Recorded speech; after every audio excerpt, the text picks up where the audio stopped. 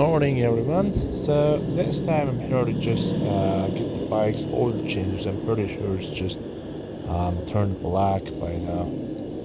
I've exceeded 700 kilometers.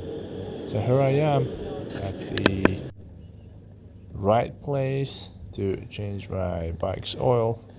But this guy over here has just got his car inside, so I got nothing to do. Just have to wait. Just look at him.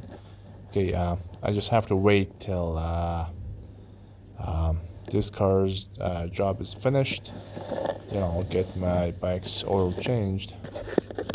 That is the job done. I had to wait inside, sit and rest until the guy just changed my bike's oil.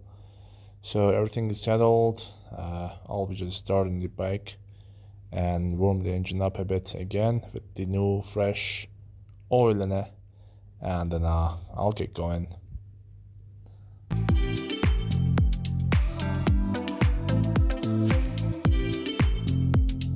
Alright, on we go.